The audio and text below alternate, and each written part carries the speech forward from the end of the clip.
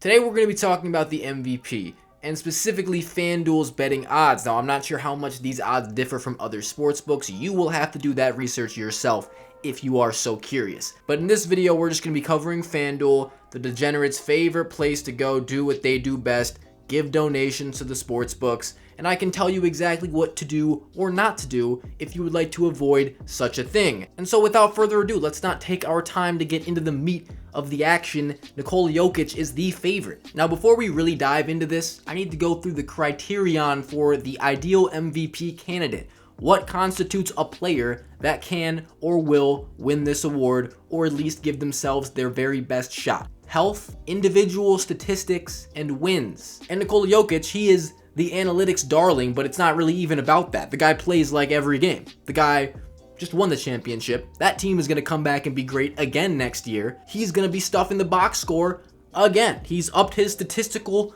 output every single season. What makes you think he wouldn't do it again?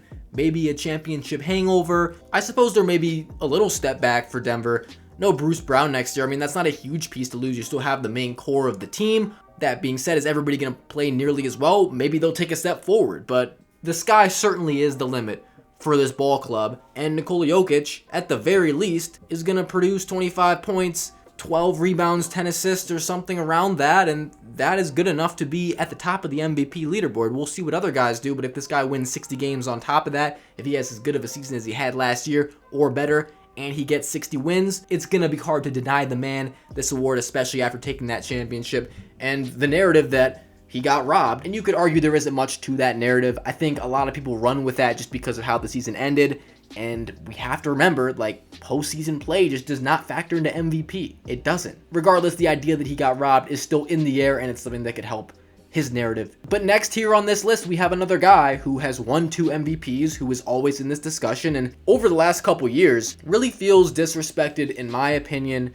It really feels like, well, we're going to let other guys have a turn. When Giannis does what he does every single year, he checks all the boxes, like I said, health, individual stats, and wins. You know he's good for 30 and 10 and 60 wins, and he's going to play pretty much every game. He's always going to be in the mix, and he hasn't won it in a few years. There's definitely a window, definitely an opening, and also a redemption possibility. When you lose in 5 games in the first round, I mean, Giannis has been in situations like this, where he loses a series he should have won as a 1 seed. This is the 3rd time now. This man always seems to come back stronger. He always seems to respond to adversity in a good way. I expect a great response and the consistency that we know Giannis for, that we know he will deliver. Luka Doncic at the 3rd spot at plus 650, I would not necessarily go here. Why? Luka, he's always at the top of the odds leaderboard before every season. It seems like he's in the top 3. He's even been the number 1 guy. I feel like maybe the last 2 years he was number 1 on these lists. Now he's number 3. He falls a little bit. I think it has a lot to do with Kyrie's presence on this team, and how will that affect his stats and leadership. When we talk about the boxes, health, stats, wins, he's fairly healthy, but he's known to miss some time. I mean, it's happened most of the seasons he's been in the league so far. He's going to be playing in the 60s as far as games, and that's not really going to do it. I mean, Joker and Giannis are going to be in the 70s, undoubtedly. You're going to be playing less games. Your team's going to win less games as well. The Mavs don't have a bench. They have a couple names on their team, but it's really going to be him and Kyrie passing the ball back and forth to each other and getting as much help as they can out of role guys, and that's not really a recipe for winning basketball. Luka, he does have that redemption chip on his shoulder where this team missing the playoffs, absolute disappointment. After acquiring Kyrie, they're going to come back with a vengeance, and we may see the best version of Luka we've seen yet. But that being said, it's going to be immensely difficult for him to scratch 55 wins. I feel like you need 50 wins to count on a player to win MVP. If you're going to bet on a player to win MVP, that team's got to be really good. And the Mavs, there's just so much room for failure, so much room for disappointment with this team.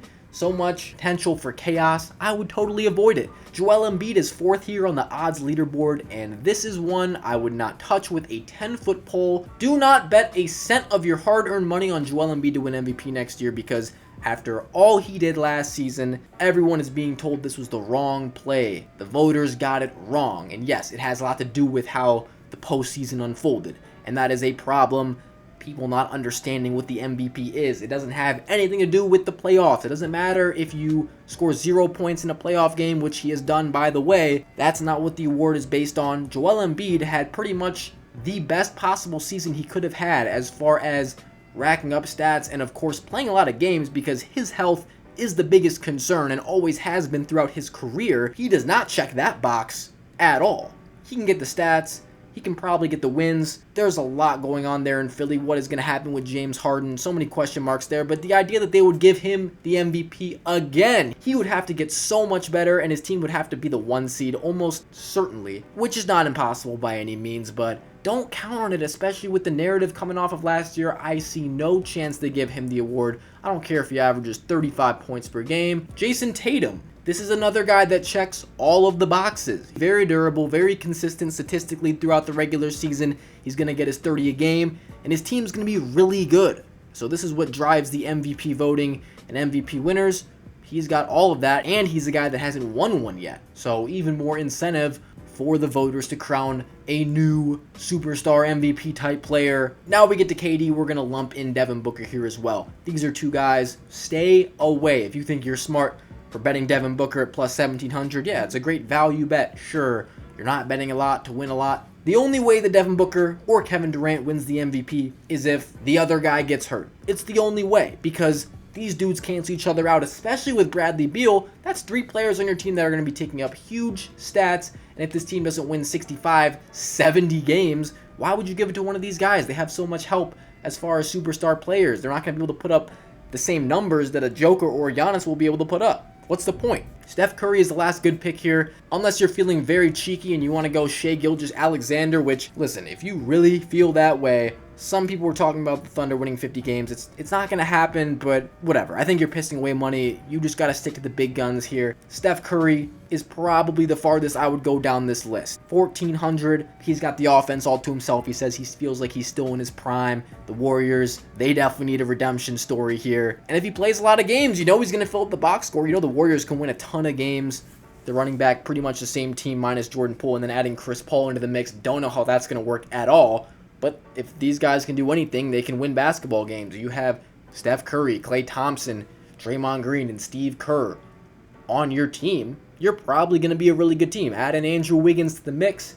Kevon Looney grabbing 20 boards. There's a lot of potential here, and Steph Curry is going to be doing everything that he can to superpower this team and put points on the board, and that's what wins this award. So that is the lowest I would go down this list. If I'm going to bet on anybody, it's going to be one of the 4. Joker, Giannis, Tatum, Steph. Bet on one of these 4 guys, avoid everybody else. That's my advice to you. This is going to do it from Bettingology, Bucketology, supplying you with the insider knowledge that you need to not lose all your money on gambling this year.